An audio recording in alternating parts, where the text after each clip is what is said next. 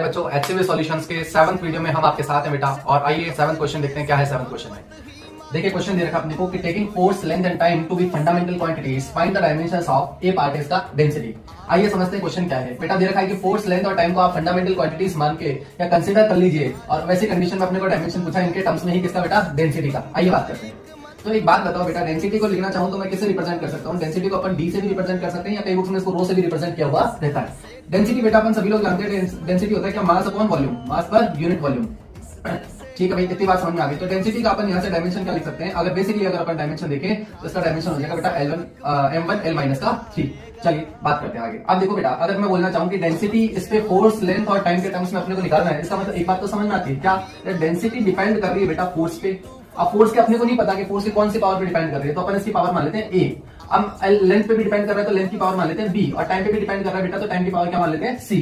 चलिए इतनी बात समझ में आ गई होगी। अब यहाँ से अगर अपन देखना चाहें तो एक बात बताओ, अपन इसको क्या बोल सकते हैं? डेंसिटी के डायमेंशन अपने पास क्या है बेटा, m1 l माइनस का 3। अब मैं इसको इक्वल लिखना चाहूं, ये कांस्टेंट यहाँ पे कंसीडर कर सकते हैं, लेकिन फिलहाल अपने को नहीं करना है क्योंकि अपन डायमेंशन पे जा रहे हैं। तो बेटा फोर्स की बात करें तो फोर्स को अपन यहाँ क्या लिख सकते हैं, m1 l1 t minus of 2, और इसकी पावर कितनी आ गई बेटा a।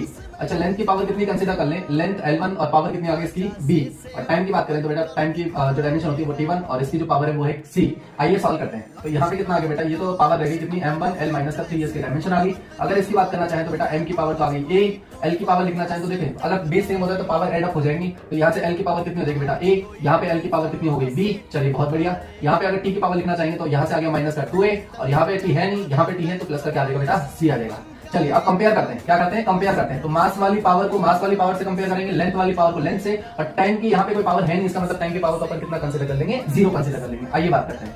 तो बेटा ऑन कंपेयरिंग, कंपेयर करने पे अगर अपन जाए तो कंपेयरिंग से अपने एक बात समझ में आती है बेटा क्या, कि a का वैल्यू जो है, a का वैल्यू कितना आ गया बेटा जी, 1 आ गया। a का वैल्यू कितना आ गया, 1। चलिए बहुत बढ़िया। अब a प्लस b को अगर अपन कंपेयर करें तो a प्लस b का वैल्यू कितना आ गया, माइनस का 3। a का वैल्यू बेटा 1 पुट करिए, 1 प्लस b इक्वल टू क्या आ गया, माइनस का 3। तो यहाँ से मैं क्या बोल सकता हूँ, b इक्वल टू ये इधर चला जाएगा तो माइनस 3 माइनस ऑफ 1 कितना आ गया बेटा अपने पास, माइनस ऑफ 4। चलिए बहुत बढ़िया। अब b का भी वैल्यू आ गया। अब c की बात करें तो बेटा third equation minus 2a plus of c कितना आ जाएगा, यहाँ टाइम के डायमेंशन है क्या, नहीं है, इसका मतलब अपन कितना मानेंगे, इसको 0 कंसीडर करेंगे। तो आइए बात करते हैं। a का वैल्यू अपने पास है, सब्स्टिट्यूट कर देंगे तो बेटा 1 आ गया, और प्लस का c इक्वल टू कितना आ गया, 0। तो c का वैल्यू अपने पास यहाँ से कितना आ जाएगा बेटा, 2 आ जाएगा। चलिए बहुत बढ़िया। तो डेंसिटी का डायमेंशन अगर अपन इसके टर्म्स में लिखना चाहेंगे तो बेटा अपने पास डेंसिटी का डायमेंशन किसके इक्वल आ जाएगा, बताइए जरा। डेंसिटी का डायमेंशन आएगा बेटा, यहाँ पे फोर्स की पावर a लिया था तो फोर्स की पावर a का मतलब कितना आ गया बेटा, 1।